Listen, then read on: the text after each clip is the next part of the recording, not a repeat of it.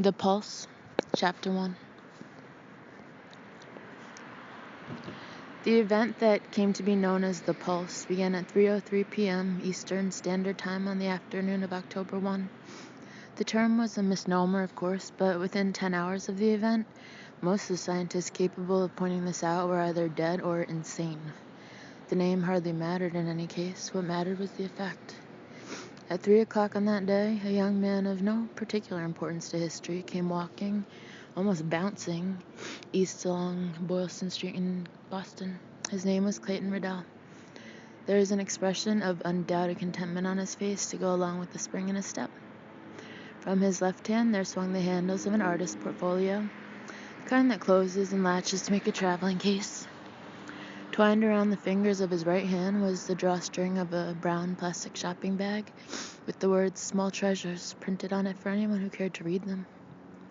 Inside the bag, swinging back and forth, was a small round object. A present, you might have guessed, and you would have been right.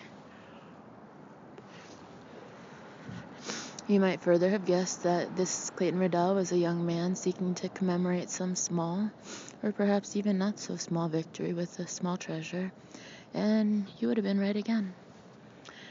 The item inside the bag was a rather expensive glass paperweight with a gray haze of dandelion fluff caught in its center. He had bought it on his walk back from the Copley Square Hotel to the much humbler Atlantic Avenue Inn, where he was staying. Frightened by the $90 price tag on the paperweight's base, somehow even more frightened by the realization that he could now afford such a thing. Handing his credit card over to the clerk had taken almost physical courage. He doubted if he could have done it if the paperweight had been for himself. He would have muttered something about having changed his mind and scuttled out of the shop. But it was for Sharon. Sharon liked such things, and she still liked him.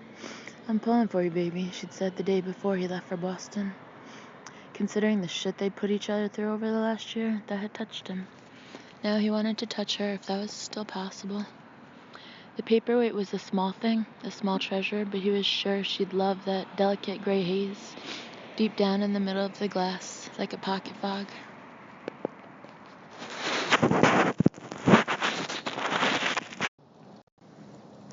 Chapter 2. Clay's attention was attracted by the tinkle of an ice cream truck. It was parked across from the Four Seasons Hotel, which was even grander than the Copley Square, and next to the Boston Common, which ran along Boylston for 2 or 3 blocks on this side of the street. The words "Mr. Softy" were printed in rainbow colors over a pair of dancing ice cream cones. 3 kids were clustered around the window, book bags at their feet, waiting to receive goodies. Behind them stood a woman in a pantsuit with a poodle on a leash, and a couple of teenage girls in low-rider jeans with iPods and earphones that were currently slung around their necks, so they could murmur together, earnestly, no giggles. Clay stood behind them, turning what had been a little group into a short line. He had bought his estranged wife a present. He had stopped at Comics Supreme on the way home, and buy his son the new issue of Spider-Man. He might as well treat himself as well. He was bursting to tell Sharon his news, but she'd be out of reach until she got home, 3:45 or so. He thought he would hang around the inn at least until he talked to her, mostly pacing the confines of his small room and looking at his latched-up portfolio. In the meantime, Mr. Softy made an acceptable diversion. The guy in the truck served the 3 kids at the window 2 dilly bars and a monster chocolate and vanilla swirl soft serve cone for the big spender in the middle, who was apparently paying for all of them. While he fumbled a rat's nest of dollar bills from the pocket of his fashionably baggy jeans, the woman with the poodle and the power suit dipped into her shoulder bag, came out with her cell phone. Women in power suits would no more leave their home without their cell phones than without their Amex cards, and flicked it open. Behind them in the park, a dog barked and someone shouted.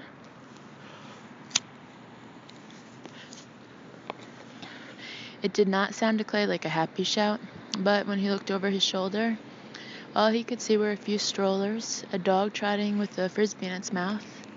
Weren't they supposed to be on leashes in there, he wondered? Acres of sunny green and inviting shade. It looked like a good place for a man who had just sold his first graphic novel and its sequel, both for an amazing amount of money, to sit and eat a chocolate ice cream cone. When he looked back, the 3 kids in the baggies were gone, and the woman in the power suit was ordering a sundae. One of the 2 girls behind her had a peppermint-colored phone clipped to her hip, and the woman in the power suit had hers screwed into her ear. Clay thought, as he almost always did on one level of his mind or another when he saw a variation of his behavior, that he was watching an act which once would have been considered almost insufferably rude. Yes, even while engaging in a small bit of commerce with a total stranger, becoming a part of accepted everyday behavior. Put it in dark wander, sweetheart, Sharon said. The version of her he kept in his mind spoke often and was bound to have her say. This was true of the real world, Sharon, as well, separation or no separation. Although not on his cell phone. Clay didn't own one. The peppermint-colored phone played the opening notes of that crazy frog tune that Johnny loved. Was it called Axel F? Clay couldn't remember, perhaps because he had blocked it out. The girl to whom the phone belonged snatched it off her hip and said, "Beth?" She listened, smiled, and said to her companion, "It's Beth." Now the other girl bent forward, and they both listened, nearly identical pixie haircuts. To Clay, they looked almost like Saturday morning cartoon characters, the Powerpuff Girls maybe, blowing together in the afternoon breeze. "Maddie," said the woman in the power suit at almost exactly the same time. Her poodle was now sitting contemplatively at the end of its leash.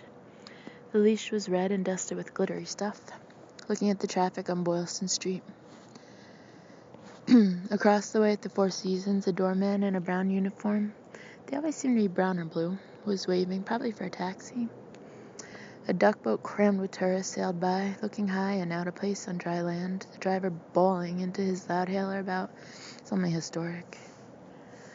The 2 girls listening to the peppermint-colored phone looked at each other and smiled at something they were hearing, but still did not giggle.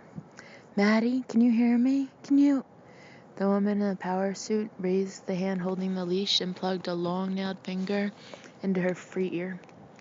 Clay winced, fearing for her eardrum. He imagined drawing her, the dog on the leash, the power suit, the fashionably short hair, and one small trickle of blood from around the finger in her ear. The duck boat just exiting the frame, and the doorman in the background, those things somehow lending the sketch its verisimilitude. They would, it was just a thing you knew. "Maddie, you're breaking up. I just wanted to tell you I got my hair done at that new—" "My hair?"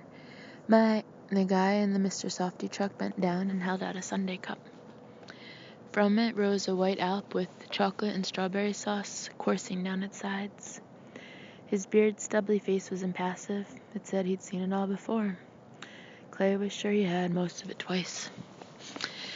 In the park, someone screamed.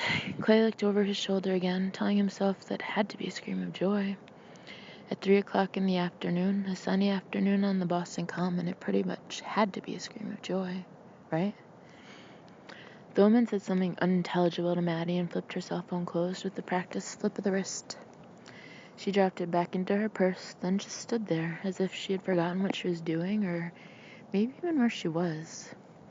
"That's $4.50, said the Mr. Softy guy, still patiently holding out the ice cream sundae. Clay had time to think how fucking expensive everything was in the city. Perhaps the woman in the power suit thought so too. That, at least, was his first surmise. Because for a moment more she still did nothing, merely looked at the cup with its mound of ice cream and sliding sauce, as if she had never seen such a thing before. Then there came another cry from the common, not a human one this time, but something between a surprised yelp and a hurt yowl. Clay turned to look and saw the dog that had been trotting with the frisbee in its mouth. It was a good-sized brown dog, maybe a Labrador. He didn't really know dogs. When he needed to draw one, he got a book and copied a picture.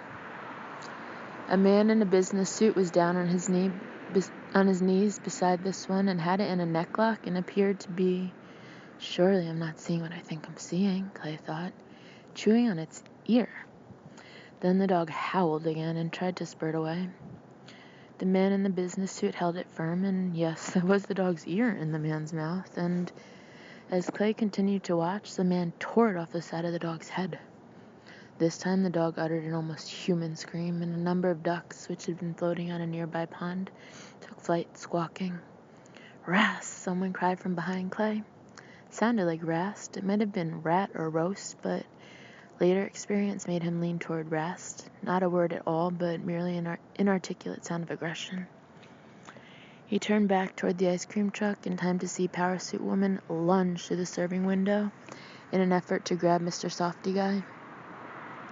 She managed to snag the loose folds at the front of his white tunic, but his single, startled step backward was enough to break her hold. Her high heels briefly left the sidewalk, and he heard the rasp of cloth and the clink of buttons as the front of her jacket ran first up the little jut of the serving window's counter and then back down. The sundae tumbled from view. Clay saw a smear of ice cream and sauce on Powersuit Woman's left wrist and forearm as her high heels clacked back to the sidewalk. She staggered, knees bent.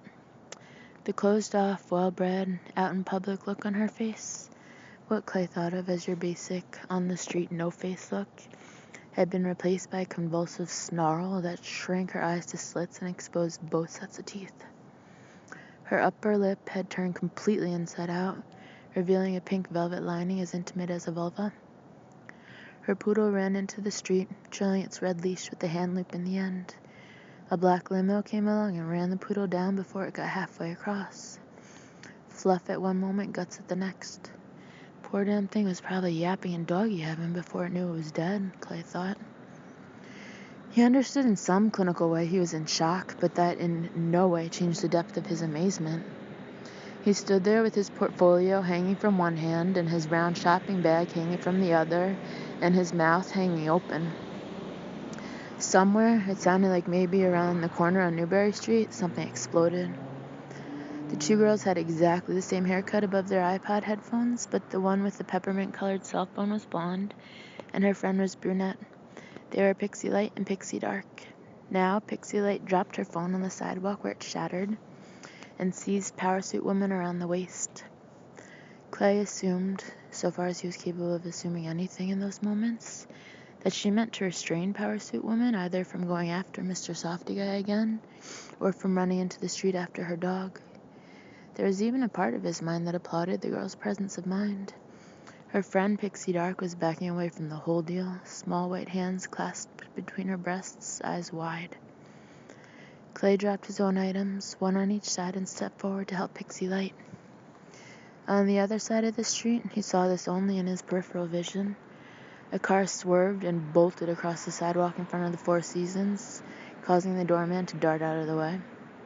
There were screams in the hotel's forecourt, and before Clay could begin helping Pixie Light with Powersuit Woman, Pixie Light had darted her pretty little face forward with snake-like speed, bared her undoubtedly strong young teeth, and battened on Powersuit Woman's neck. There was an enormous jet of blood. The pixie girl stuck her face in it, appeared to bathe in it, and perhaps even drank from it. Clay was almost sure she did. Then shook Powersuit Woman back and forth like a doll. The woman was taller and had to outweigh the girl by at least 40 pounds, but the girl shook her hard enough to make the woman's head flop back and forth and send more blood flying. At the same time, the girl cocked her own blood-smeared face up to the bright blue October sky and howled in what sounded like triumph. She's mad, Clay thought, totally mad. Pixie Dark cried out, "Who are you? What's happening?" At the sound of her friend's voice, Pixie Light whipped her bloody head around. Blood dripped from the short dagger points of her hair, overhanging her forehead. Eyes like white lamps peered from blood-dappled sockets. Pixie Dark looked at Clay, her eyes wide. "Who are you?" she repeated, and then, "Who am I?" Pixie Light dropped Powersuit Woman, who collapsed to the sidewalk with her chewed-open carotid artery still spurting, then leaped at the girl with whom she'd been chummily sharing a phone only a few minutes before.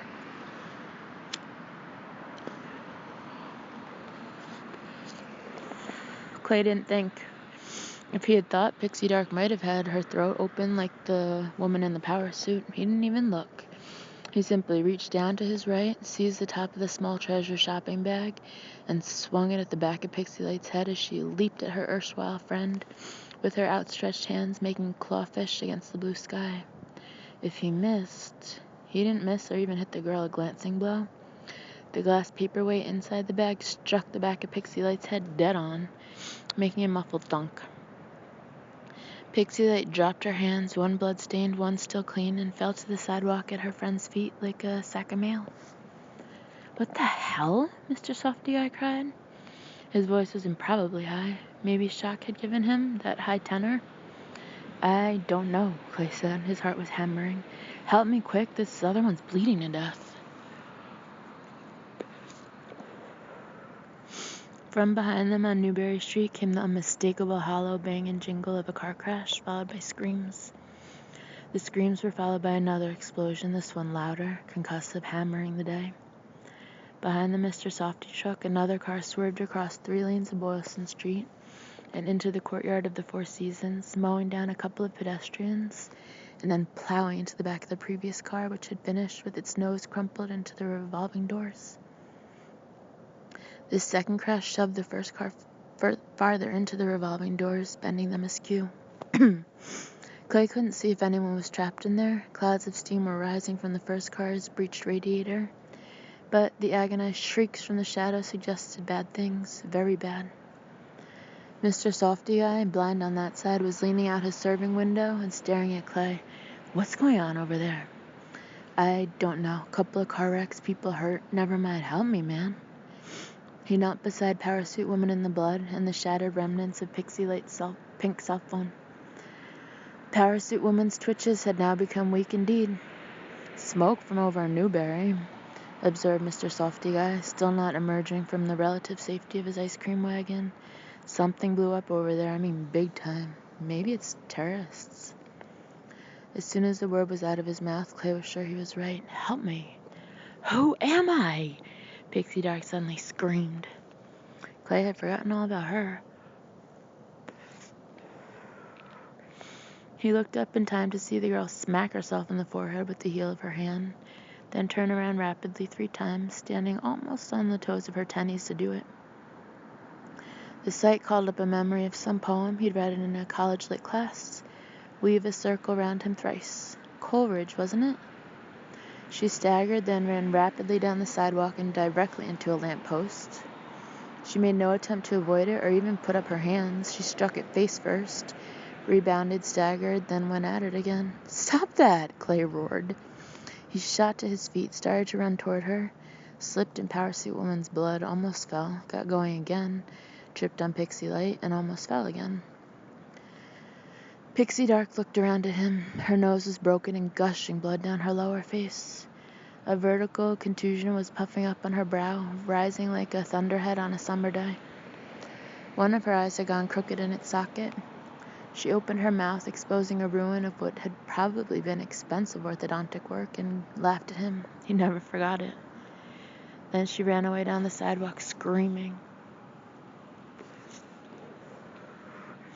Behind him, a motor started up, and amplified bells began tinkling out the Sesame Street theme. Clay turned and saw the Mr. Softy truck pulling rapidly away from the curb, just as, from the top floor of the hotel across the way, a window shattered in a bright spray of glass. A body hurtled out into the October sky. It fell to the sidewalk, where it more or less exploded. More screams from the forecourt, screams of horror, screams of pain. "No!" Clay yelled, running alongside the Mr. Softy truck. "No, come back and help me!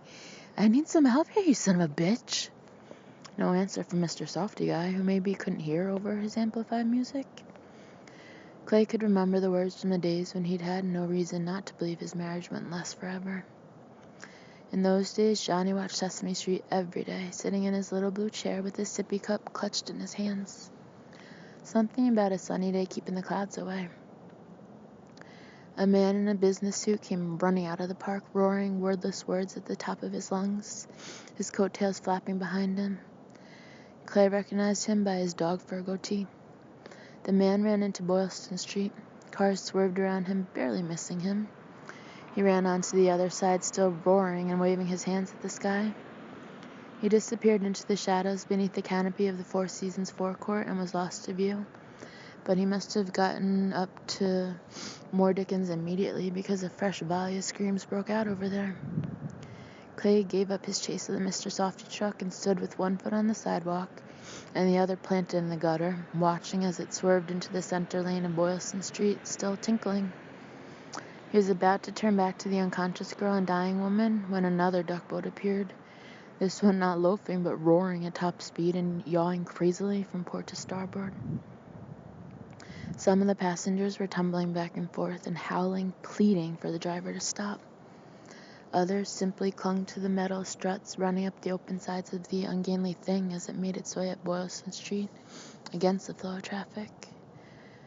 A man in a sweatshirt grabbed the driver from behind, and Clay heard another of those inarticulate cries through the duck boat's primitive amplification system as the driver threw the guy off with a mighty backward shrug. Not rast this time, but something more guttural, something that sounded like glop.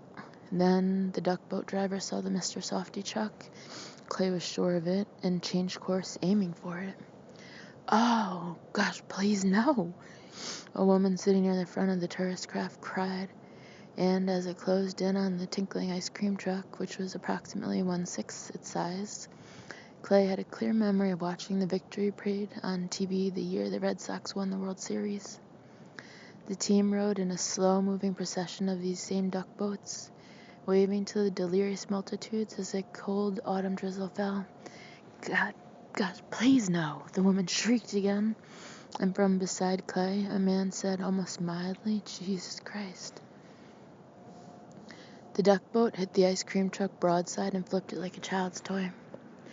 It landed on its side with its own amplification system still tinkling out the Sesame Street theme music and went skidding back toward the common, shooting up friction-generated bursts of sparks.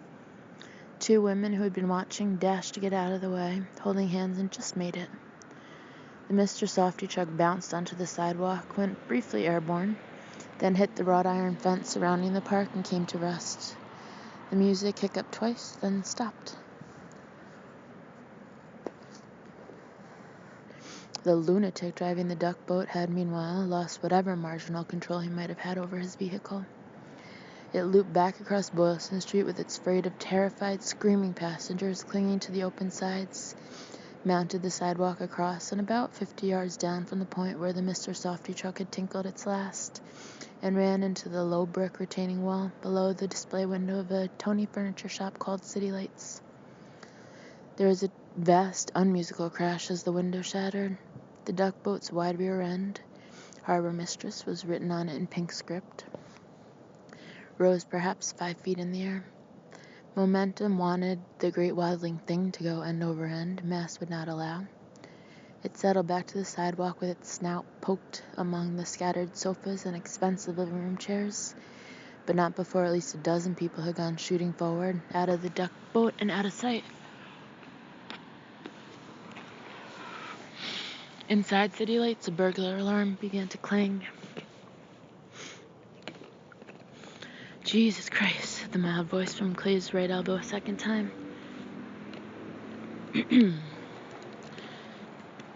He turned that way and saw a short man with thinning dark hair,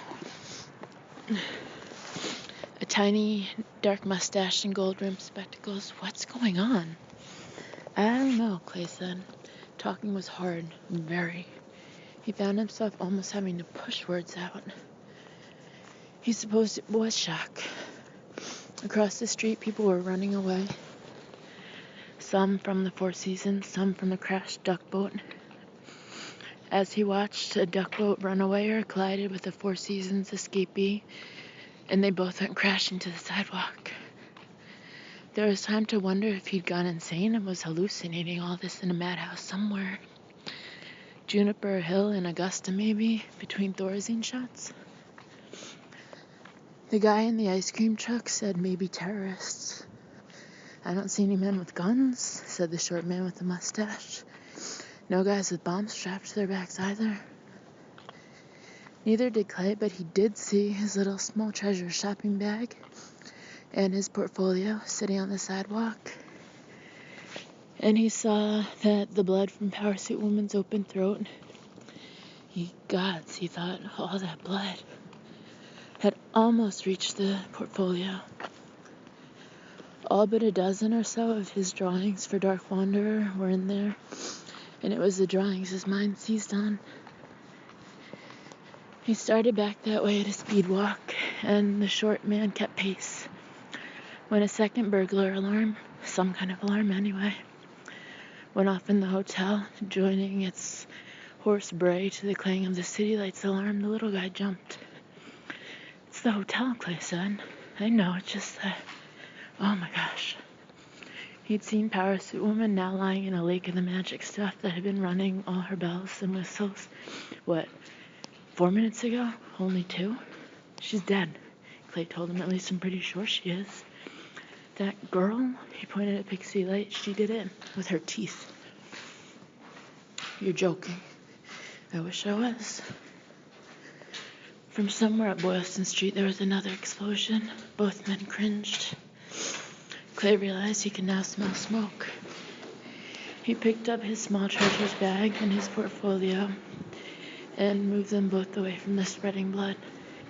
"These are mine," he said, wondering why he felt the need to explain. The little guy, who was wearing a tweed suit, quite dapper, Clay thought, was still staring, horrified, at the crumpled body of the woman who had stopped for a Sunday and lost first her dog and then her life. Behind them, 3 young men pelted past on the sidewalk, laughing and hurrahing. 2 had Red Sox caps turned around backward.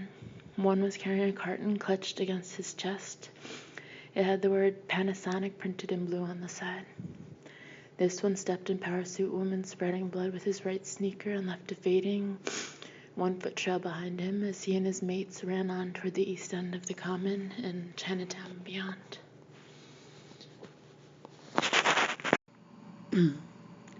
Chapter 3. Clay dropped to one knee and used the hand not clutching his portfolio. He was even more afraid of losing it after seeing the sprinting kid with the Panasonic carton. To pick up Pixie Light's wrist. He got a pulse at once. It was slow but strong and regular. He felt great relief. No matter what she'd done, she was just a kid. He didn't want to think he had bludgeoned her to death with his wife's gift's paperweight. "Look out, look out," the little guy with the mustache almost sang. Clay had no time to look out. Luckily, this call wasn't even close.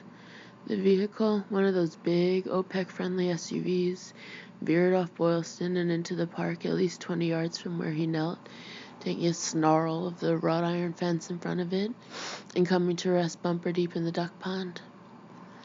The door opened and a young man floundered out, yelling gibberish at the sky. He fell to his knees in the water, scooped some of it into his mouth with both hands. Parentheses, Clay had a passing thought of all the ducks that had happily shat in that pond over the years. Close parentheses. Then struggled to his feet and waded to the far side. He disappeared into a grove of trees, still waving his hands and bellowing his nonsense sermon. "We need to get help for this girl," Clay said to the man with the mustache. "She's unconscious, but a long way from dead." "What we need to do is get off the street before we get run over," said the man with the mustache, and as if to prove this point, a taxi collided with the stretch limo not far from the wrecked duck boat. The limo had been going the wrong way, but the taxi got the worst of it. As Clay watched from where he still knelt on the sidewalk, the taxi's driver flew through his suddenly glassless window and landed in the street, holding up a bloody arm and screaming. The man with the mustache was right, of course. Such rationality as Clay could muster, only a little, and managed to find its way through the blanket of shock that muffled his thinking, suggested that by far the wisest course of action would be to get the hell away from Boylston Street and undercover. If this was an act of terrorism, it was like none he had ever seen or read about. What they should do was get down and stay down until the situation clarified. That would probably entail finding a television, but he didn't want to leave this unconscious girl lying on a street that had suddenly become a madhouse. Every instinct of his mostly kind and certainly civilized heart cried out against it. "You go on," he told the little man with the mustache. He said it with immense reluctance. He didn't know the little man from Adam, but at least he wasn't spouting gibberish and throwing his hands in the air. or going for Clay's throat with his teeth bared. Get inside somewhere else. He didn't know how to finish. You'll what? The man with the mustache asked, then hunched his shoulders and winced as something else exploded. That one came from directly behind the hotel. It sounded like, and now black smoke began to rise over there, staining the blue sky before it got high enough for the wind to pull away. I'll call a cop, Clay said, suddenly inspired. She's got a cell phone. He cocked his thumb at Power Suit Woman, now lying dead in a pool of her own blood. She was using it before, just before the shit. He trailed off, replaying exactly what had happened just before the shit hit the fan. He found his eyes wandering from the dead woman to the unconscious girl, and then onto the shards of the unconscious girl's peppermint-colored cell phone. Warbling sirens of two distinctly different pitches rose in the air. Clay supposed one pitch belonged to police cars, the other to fire trucks. He supposed you could tell the difference if you lived in the city, but he didn't. He lived in Kent Pond, Maine, and he wished with all his heart that he were there right now. What happened just before the shit hit the fan was that Power Suit Woman had called her friend Maddie to tell her she'd gotten her hair done, and one of Pixie Light's friends had called her. Pixie Dark had listened in to this latter call. After that, all three of them had gone crazy. You're not thinking. From behind them to the east came the biggest explosion yet, a terrific shotgun blast of sound. Clay leaped to his feet. He and the little man in the tweed suit looked wildly at each other, then toward Chinatown and Boston's North End. They couldn't see what exploded, but now a much larger, darker plume of smoke was rising above the buildings on that horizon. While they were looking at it, a Boston PD radio car and a hook and ladder fire truck pulled up in front of the Four Seasons across the street. Clay glanced that way in time to see a second jumper set sail from the top story of the hotel, followed by another pair from the roof. To Clay, it looked as if the two coming from the roof were actually brawling with each other on the way down. Jesus, Mary, and Joseph, no! A woman screamed, her voice breaking. Oh no, no more, no more! The first of the suicidal trio hit the rear of the police car, splattering the trunk with hair and gore, shattering the back window. The other two hit the hook and ladder as firemen dressed in bright yellow coats scattered like improbable birds. No, the woman shrieked. No more, no more. Dear God, no more. But here came a woman from the 5th or 6th floor, tumbling like a crazy acrobat, striking a policeman who was peering up and surely killing him even as she killed herself. From the north there came another of those great roaring explosions, the sound of the devil firing a shotgun in hell. And once again Clay looked at the little man, who was looking anxiously back up at him. More smoke was rising in the sky, and in spite of the brisk breeze, the blue over there was almost blotted out. They're using planes again, the little man said. The dirty bastards are using planes again. As if to underline the idea, a third monstrous explosion came rolling to them from the city's northeast. But that's Logan over there. Clay was once again finding it hard to talk and even harder to think. All he really seemed to have in his mind was some sort of half-baked joke. Did you hear the one about the, insert your favorite ethnic group here, terrorists who decided to bring America to its knees by blowing up the airport? So, the little man asked almost truculently, so why not the Hancock building or the Prue? The little man's shoulders slumped. I don't know. I only know I want to get off this street. As if to emphasize his point, half a dozen more young people sprinted past them. Boston was a city of young people, Clay had noticed. All those colleges. These 6, 3 men and 3 women were running, lootless at least, and they most assuredly weren't laughing. As they ran, one of the young men pulled out his cell phone and stuck it to his ear. Clay glanced across the street and saw that a second black and white unit had pulled up behind the first. No need to use Power Suit Woman's cell after all, which was good since he decided he didn't really want to do that. He could just walk across the street and talk to them, except he wasn't sure that he dared to cross Boylston Street just now. Even if he did, would they come over here to look at one unconscious girl when they had God knew how many casualties over there? And as he watched, the firemen began piling back on board their hook and ladder unit. Looked like they were heading someplace else, over to Logan Airport, quite likely, or... "Oh my God, Jesus, watch out for this one," said the little man with the mustache, speaking in a low, tight voice. He was looking west along Boylston, back toward downtown, in the direction Clay had been coming from when his major object in life had been reaching Sharon on the phone. He'd even known how he was going to start. "Good news, hun. No matter how it comes out between us, there'll always be shoes for the kid." In his head it sounded light and funny, like the old days. There was nothing funny about this. Coming toward them, not running but walking in long flat-footed strides, was a man of about 50, wearing suit pants and the remains of a shirt and tie. The pants were gray. It was impossible to tell what color the shirt and tie had been because both were now shredded and stained with blood. In his right hand, the man held what looked like a butcher knife with an 18-inch blade.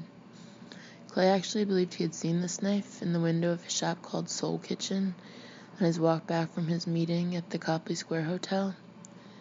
The row of knives in the window, "Let's see, Swedish steel," the little engraved card in front of them proclaimed, had shown in the cunning glow of hidden downlighters. But this blade had done a good deal of work since its liberation, or a bad deal of it, and was now dull with blood. The man in the tattered shirt swung the knife as he closed in on them with his flat-footed strides, the blade cutting short up and down arcs in the air. He broke the pattern only once to slash at himself. A fresh rill of blood ran through a new rip in his tattered shirt. The remains of his tie flapped. Then, as he closed the distance, he hectored them like a backwoods preacher speaking in tongues at the moment of some divine Godhead revelation. "Isla," he cried, "Ila, Isla, Abala, Nazabala, why? Abalulukoi, Kazala, Ken, Fi, Shifi." And now he brought the knife back to his right hip and then beyond it, and Clay, whose visual sense was overdeveloped, at once saw the sweeping stroke that would follow.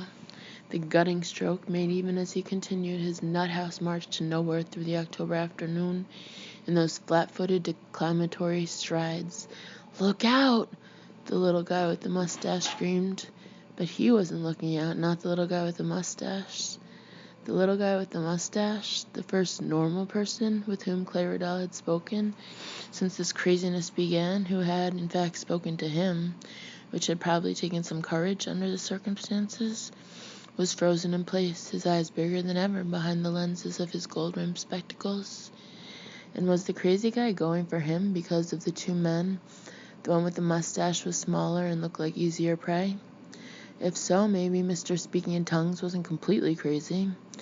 And suddenly Clay was mad as well as scared, mad the way he might have been if he'd looked through a schoolyard fence and seen a bully getting ready to tune up on a smaller, younger kid.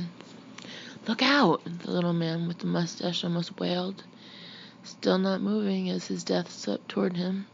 Death liberated from a shop called Soul Kitchen, where Diners Club and Visa were no doubt accepted, along with your personal check if accompanied by bank card. Clay didn't think. He simply picked up his portfolio again by its double handle and stuck it between the oncoming knife and his new acquaintance in the tweed suit. The blade went all the way through with a hollow thunk, but the tip stopped 4 inches short of the little man's belly. The little man finally came to his senses and cringed aside toward the common, shrieking for help at the top of his lungs. The man in the shredded shirt and tie, he was getting a bit jowly in the cheek and heavy in the neck, as if his personal equation of good meals and good exercise had stopped balancing about 2 years ago, abruptly ceased his nonsense peroration.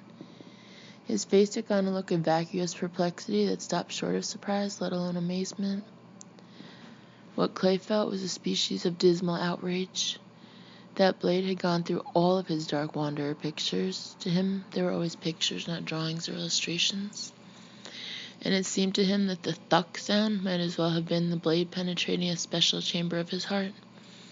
That was stupid when he had repros of everything, including the 4 color splash pages, but it didn't change how he felt. The madman's blade had skewered Sorcerer John, named after his own son, of course, the Wizard Flack, Frank and the Posse Boys, Sleepy Jean, Poison Sally, Lily Astolet, Blue Witch, and of course Ray Damon, the Dark Wanderer himself. His own fantastic creatures living in the cave of his imagination and poised to set him free from the drudgery of teaching art in a dozen rural Maine schools, driving thousands of miles a month and practically living out of his car.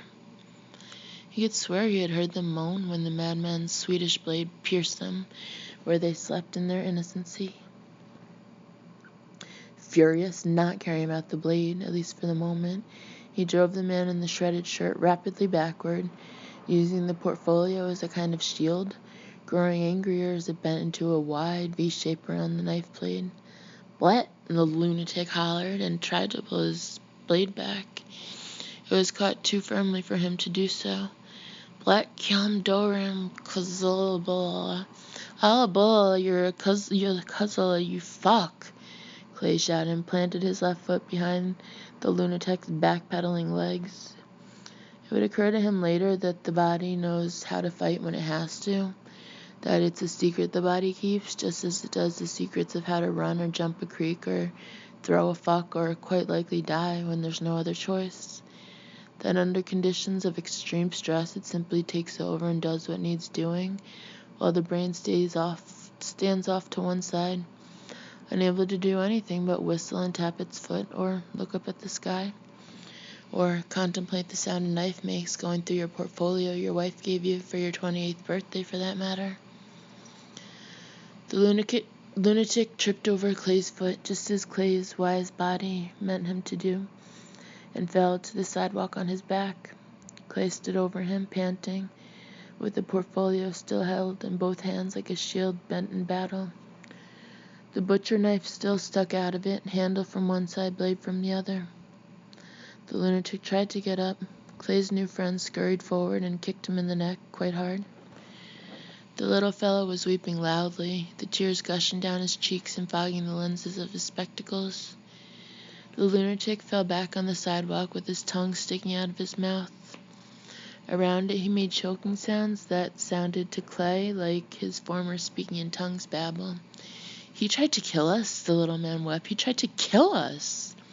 Yes, Clay said. He was aware that he had once said yes to Johnny in exactly the same way, back when they'd still called him Johnny G, and he'd come to them up this front walk with his scraped shins or elbows, wailing, "I got blood." The man on the sidewalk, who had plenty of blood, was on his elbows, trying to get up again. Clay did the honors this time, kicking one of the guy's elbows out from under him and putting him back down on the pavement. This kicking seemed like a stopgap solution at best, and a messy one. Clay grabbed the handle of the knife, winced at the slimy feel of half-jellied blood on the handle. It was like rubbing a palm through cold bacon grease, and pulled. The knife came out a little bit, then either stopped or his hand slipped. He fancied he heard his characters murmuring unhappily from the darkness of the portfolio, and he made a painful noise himself. He couldn't help it, and he couldn't help wondering what he meant to do with the knife if he got it out. Stab the lunatic to death with it? He thought he could have done that in the heat of the moment, but probably not now. "What's wrong?" the little man asked in a watery voice. Clay, even in his own distress, couldn't help being touched by the concern he heard there. "Did he get you? You had him blacked out for a few seconds, and I couldn't see. Did he get you? Are you cut?" "No," Clay said. There was another giant explosion from the north, almost surely from Logan Airport on the other side of Boston Harbor. Both of them hunched their shoulders and winced. The lunatic took the opportunity to sit up and was scrambling to his feet when the little man in the tweed suit administered a clumsy but effective sideways kick, planting a shoe squarely in the middle of the lunatic's shredded tie and knocking him back down. The lunatic roared and snatched at the little man's foot. He would have pulled the little guy over, then perhaps into a crushing embrace, had Clay not seized his new acquaintance by the shoulder and pulled him away. "He's got my shoe!" the little man yelped. Behind them, 2 more cars crashed. There were more screams, more alarms, car alarms, fire alarms, hearty, clanging burglar alarms. Sirens whooped in the distance. "Bastard got my shoe!" Suddenly, a policeman was there. One of the responders from across the street, Clay assumed, and as the policeman dropped to one blue knee beside the babbling lunatic, Clay felt something very much like love for the cop. That he'd take the time to come over here, that he'd even noticed. "You want to be careful of him," the little man said nervously. "I know what he is," the cop replied, and Clay saw the cop had his service automatic in his hand. He had no idea if the cop had drawn it after kneeling or if he'd had it out the whole time. Clay had been too busy being grateful to notice. The cop looked at the lunatic, leaned close to the lunatic, almost seemed to offer himself to the lunatic. "Hey, buddy, how you doing?" he murmured. "I mean, what the haps?" The lunatic lunged at the cop and put his hands on the cop's throat. The instant he did this, the cop slipped the muzzle of his gun into the hollow of the lunatic's temple and pulled the trigger. A great spray of blood leaped through the graying hair on the opposite side of the lunatic's head, and he fell back to the sidewalk, throwing both arms out melodramatically. "Look, Ma, I'm dead." Clay looked at the little man with the mustache, and the little man with the mustache looked at him. Then they looked back at the cop, who had holstered his weapon and was taking a leather case from the breast pocket of his uniform shirt. Clay was glad to see the hand he used to do this was shaking a little. He was now frightened of the cop, but would have been more frightened still if the cop's hands had been steady. And what had just happened was no isolated case. The gunshot seemed to have done something to Clay's hearing, cleared a circuit in it or something. Now he could hear other gunshots, isolated cracks punctuating the escalating cacophony of the day. The cop took a card, Clay thought it was a business card, from the slim leather case, then put the case back in his breast pocket. He held the card between the first 2 fingers of his left hand, while his right hand once more dropped to the butt of his service weapon.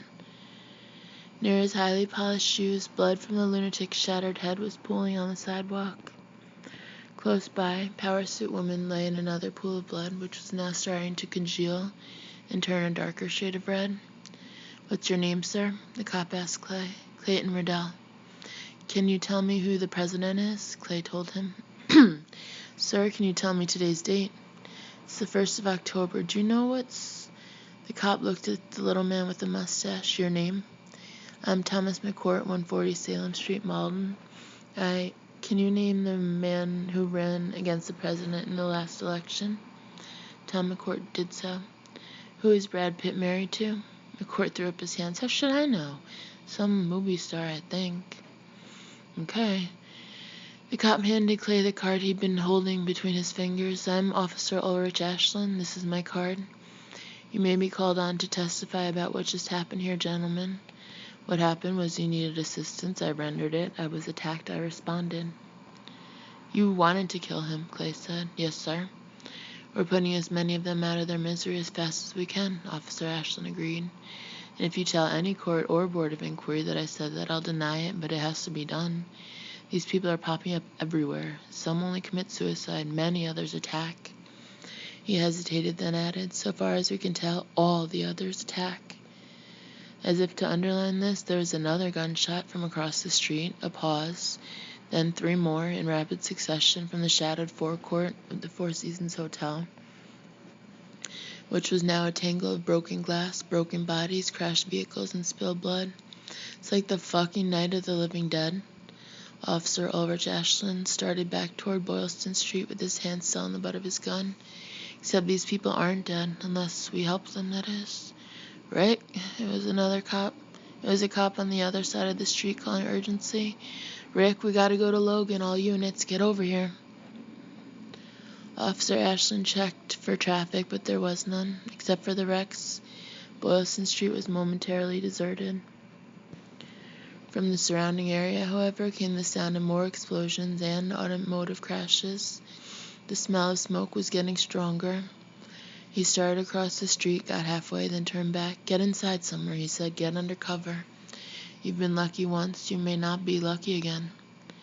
"Officer Ashland," Clay said, you guys don't use cell phones, do you?"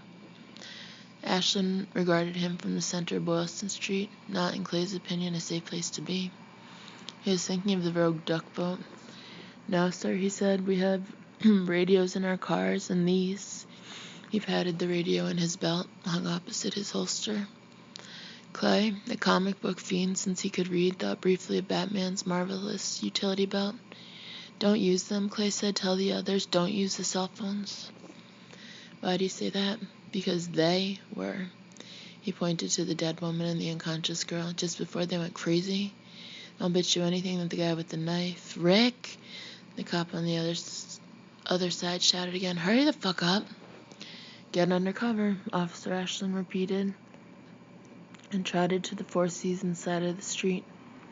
Clay wished he could have repeated the thing about the cell phones, but on the whole, he was just glad to see the cop out of harm's way. Not that he believed anyone in Boston really was, not this afternoon.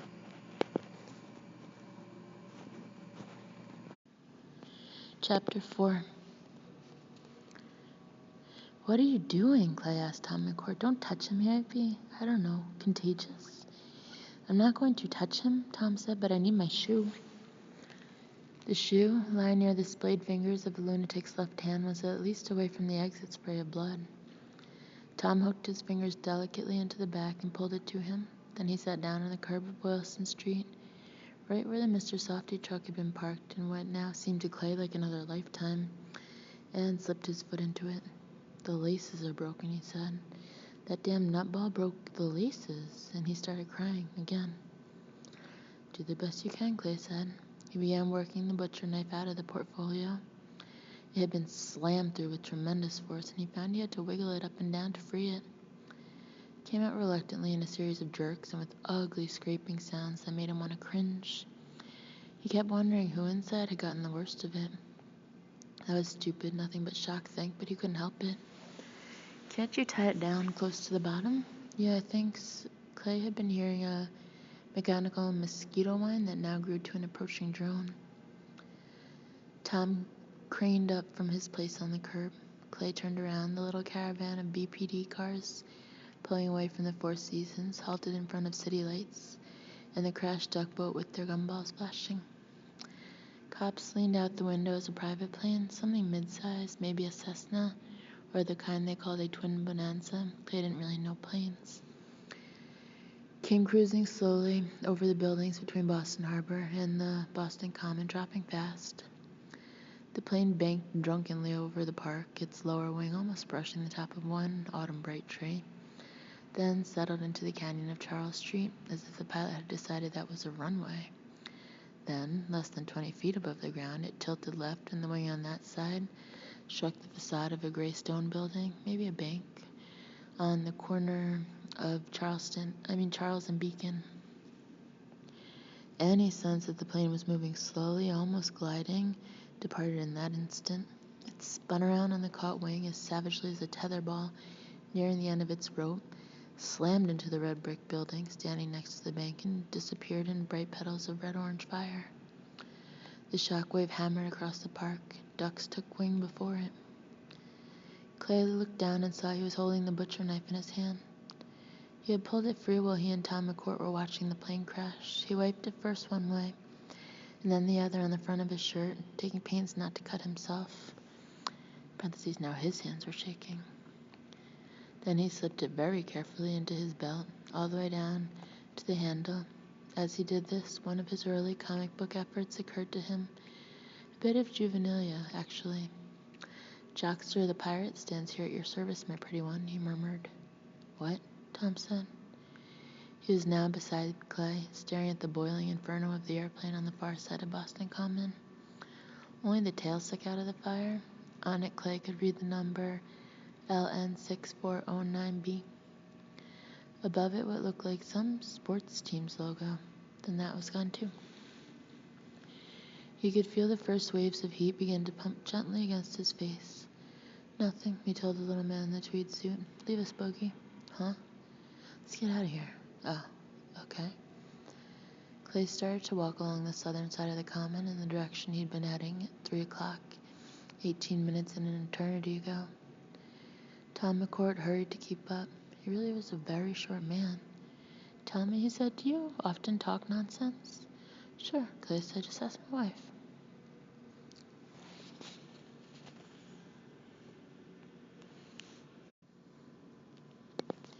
Chapter 5. Where are we going? Tom asked. I was headed for the T. He pointed to a green-painted kiosk about a block ahead. A small crowd of people were milling there. Now I'm not sure being underground is such a hot idea. Me either, Clay said. I've got a room at a place called the Atlantic Avenue Inn, about 5 blocks further up.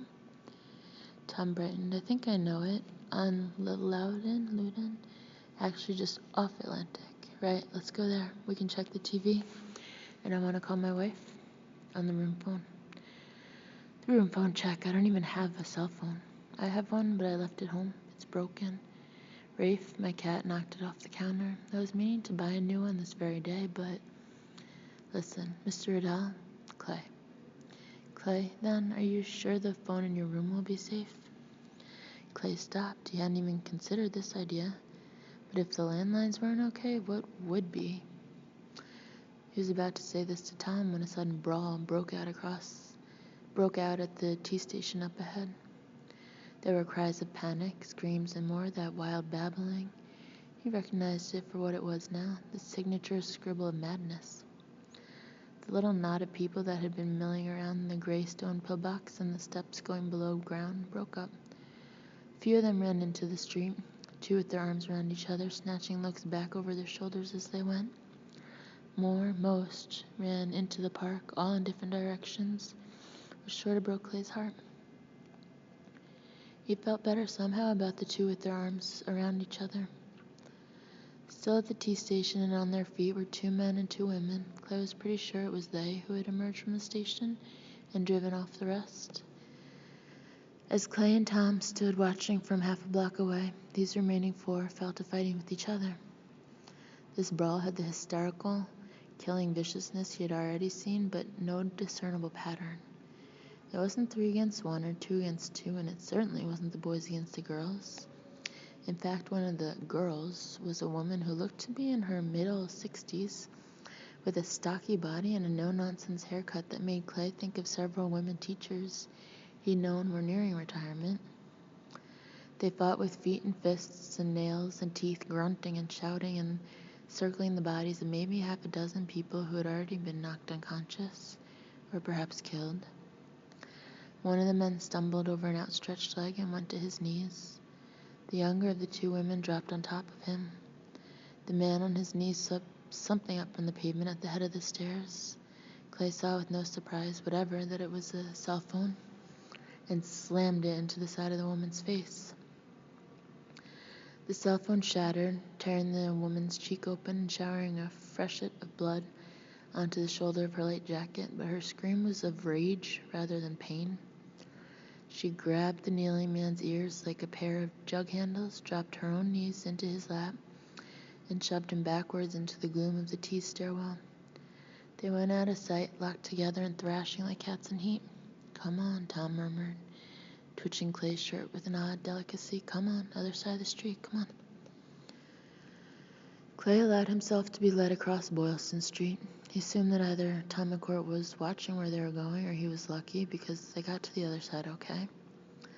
They stopped again in front of Colonial Books. Best the old, best the new. Watching as the unlikely victor of the T-station battle went striding into the park in the direction of the burning plane, with blood dripping onto her collar from the ends of her zero-tolerance gray hair. Clay wasn't a bit surprised that the last one standing had turned out to be the lady who looked like a librarian or Latin teacher, a year or 2 away from a gold watch. He had taught with his share of such ladies, and the ones who made it to that age were, more often than not, next door to indestructible. He opened his mouth to say something like this to Tom. In his mind it sounded quite witty, and what came out was a watery croak. His vision had come over shimmery, too. Apparently Tom McCourt, the little man in the tweed suit, wasn't the only one having trouble with his waterworks. Clay swiped an arm across his eyes, tried again to talk, and managed no more than another of those watery croaks. "It's okay," Tom said. "Better let it come." And so, standing there in front of a shop window filled with old books surrounding a Royal typewriter, hailing from long before the era of cellular communications, Clay did. He cried for Powersuit Woman, for Pixie Light and Pixie Dark, and he cried for himself because Boston was not his home, and home had never seemed so far.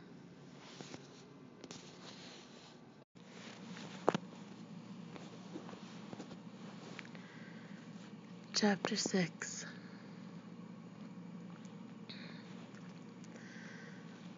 Above the common, Boylston Street narrowed and became so choked with cars, both those wrecked and those plain abandoned, that they no longer had to worry about kamikaze limos or rogue duck boats, which was a relief. From all around them, the city banged and crashed like New Year's Eve in hell. There was plenty of noise close by as well, car alarms and burglar alarms mostly, but the street itself was for the moment eerily deserted. "Get under cover," Officer Ulrich Ashland had said. "You've been lucky once, you may not be lucky again." But 2 blocks east of Colonial Books and still a block from Clay's not quite Fleabag Hotel, they were lucky again. Another lunatic, this one a young man of perhaps 25 with muscles that looked tuned by Nautilus and Cybex, bolted from an alley just in front of them and went dashing across the street, hurtling the locked bumpers of 2 cars, foaming out in unceasing lava flow of that nonsense talk as he went. He held a car aerial in each hand and stabbed them rapidly back and forth in the air like daggers as he cruised his lethal course. He was naked except for what looked like a brand new Nikes with bright red swooshes. His cock swung from side to side like the pendulum of a grandfather clock on speed. He hit the far sidewalk and side-wheeled west, back toward the common, his butt clenching and unclenching in fantastic rhythm. Tom McCourt clutched Clay's hand and hard until this latest lunatic was gone, then slowly relaxed his grip. "If he'd seen us," he began. "Yeah, but he didn't," Clay said. He felt suddenly absurdly happy. He knew that the feeling would pass, but for the moment he was delighted to ride it. He felt like a man who had successfully drawn to an inside street with the biggest pot of the night lying on the table in front of him. "I pity who does see him," Tom said. I pity who he does see," Tom said. "I pity who sees him," Clay said. "Come on."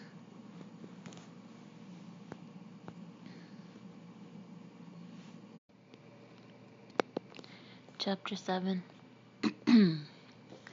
The doors of the Atlantic Avenue Inn were locked. Clay was so surprised that for a moment he could only stand there, trying to turn the knob and feeling it slip through his fingers, trying to get the idea through his head. Locked. The doors of his hotel locked against him. Tom stepped up beside him, leaned his forehead against the glass to cut the glare, and peered in. From the north, from Logan, surely, came another of those monster explosions, and this time Clay only twitched. He didn't think Tom McCourt reacted at all. Tom was too absorbed in what he was seeing. "Dead guy on the floor," he announced at last, "wearing a uniform, but he really looks too old to be a bellhop." "I don't want anyone to carry my fucking luggage," Clay said. "I just want to go up to my room." Tom made an odd little snorting sound. Clay thought maybe the little guy was starting to cry again, then realized that sound was smothered laughter. The double doors had Atlantic Avenue Inn printed on one glass panel and a blatant lie, Boston's Finest address, printed on the other. Tom slapped the flat of his hand on the glass of the left-hand panel between Boston's Finest address and a row of credit card decals. Now Clay was peering in too. The lobby wasn't very big. On the left was the reception desk, on the right was a pair of elevators. On the floor was a turkey red rug. The old guy in the uniform lay on this, face down, with one foot up on a couch and a framed Currier and Ives sailing ship print on his ass. Clay's good feelings left in a rush, and when Tom began to hammer on the glass instead of just slap, he put his hand over Tom's fist. "Don't bother," he said. "They're not going to let us in, even if they're alive and sane." He thought about that and nodded, "especially if they're sane." Tom looked at him wonderingly. "You don't get it, do you?" "Huh? Get what?" "Things have changed. They can't keep us out." He pushed Clay's hand off his own, but instead of hammering, he put his forehead against the glass again and shouted. Clay thought he had a pretty good shouting voice on him for a little guy. "Hey! Hey in there!" A pause. In the lobby, nothing changed. The old bellman went on being dead, with a picture on his ass. "Hey, if you're in there, you better open the door. The man I'm with is a paying guest of the hotel, and I'm his guest. Open up, or I'm going to grab a curbstone and break the glass. You hear me?" "A curbstone?" Clay said. He started to laugh. "Did you say curbstone? Jolly good." He laughed harder. He couldn't help it. Then movement to his left caught his eye. He looked around and saw a teenage girl standing a little way farther up the street. She was looking at them out of haggard blue, disaster-victim eyes. She was wearing a white dress, and there was a vast bib of blood on the front of it. More blood was crusted beneath her nose, on her lips, and chin. Other than the bloody nose, she didn't look hurt, and she didn't look crazy at all. Just shocked almost to death. "Are you all right?" Clay asked. He took a step toward her, and she took a corresponding step back. Under the circumstances, he couldn't blame her. He stopped but held a hand up to her like a traffic cop. "Stay put." Tom glanced around briefly, then began to hammer on the door again, this time hard enough to rattle the glass in its old wooden frame and make his reflection shiver. "Last chance, then we're coming in." Clay turned and opened his mouth to tell him that masterful shit wasn't going to cut it, not today. And then a bald head rose slowly from behind the reception desk. It was like watching a periscope surface. Clay recognized that head even before it got to the face. It belonged to the clerk who checked him in yesterday and stamped a validation on his parking lot ticket for the lot a block over. The same clerk who'd given him directions to the Copley Square Hotel this morning. For a moment he still lingered behind the desk, and Clay held up his room key with the green plastic Atlantic Avenue Inn fob hanging down. Then he also held up his portfolio, thinking the desk clerk might recognize it. Maybe he did. More likely he just decided he had no choice. In either case, he used to pass through at the end of the desk and cross quickly to the door, detouring around the body. Clay Riddell believed he might be witnessing the first reluctant scurry he had ever seen in his life. When the desk clerk reached the other side of the door, he looked from Clay to Tom and then back to Clay again. Although he did not appear particularly reassured by what he saw, he produced a ring of keys from one pocket, flicked rapidly through them, found one, and used it on his side of the door. When Tom reached for the handle, the bald clerk held his hand up much as Clay had held his up to the blood-stained girl behind them. The clerk found a second key, used this one in another lock, and opened the door. "Come in," he said. "Hurry." Then he saw the girl, lingering at a little distance and watching. Not her. "Yes, her," Clay said. "Come on, honey." But she wouldn't, and when Clay took a step toward her, she whirled and took off running, the skirt of her dress flying out behind her.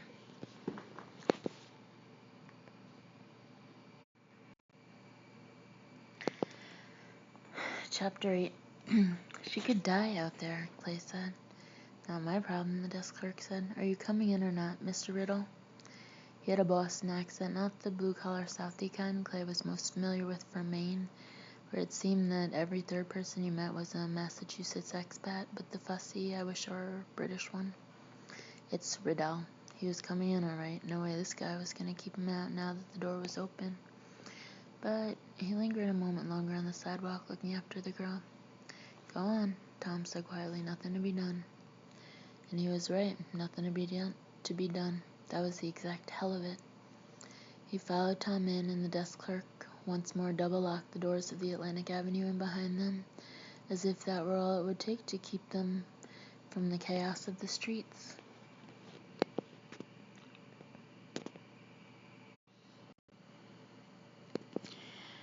Chapter 9.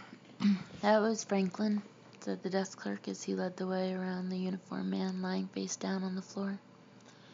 He looks too old to be a bellhop, Tom had said, peering in through the window, and Clay thought he certainly did.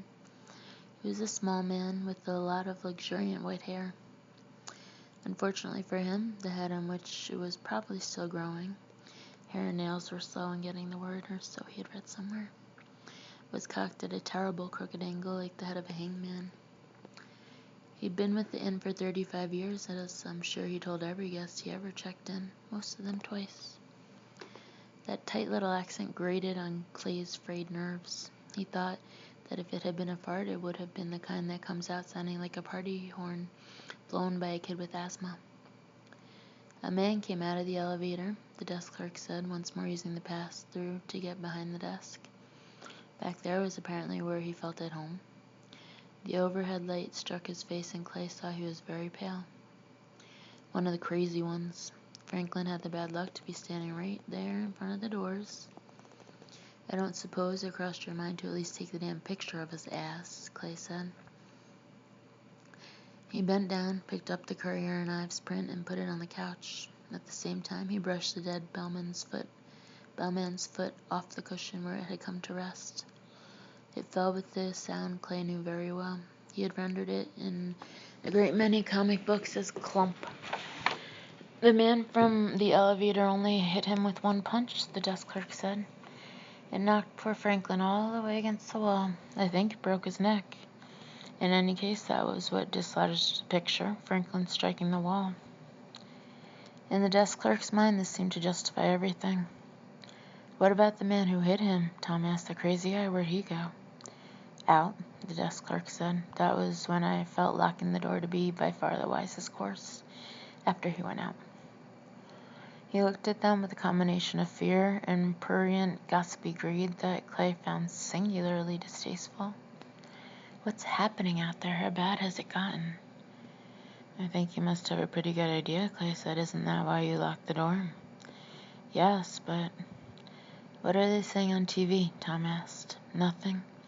The cable's been out, he glanced at his watch, for almost half an hour now. What about the radio? The desk clerk gave Tom a prissy, you must be joking, look. Clay was starting to think this guy could write a book, How to Be Disliked on Short Notice. Radio in this place, in any downtown hotel, you must be joking. From outside came a high-pitched wail of fear.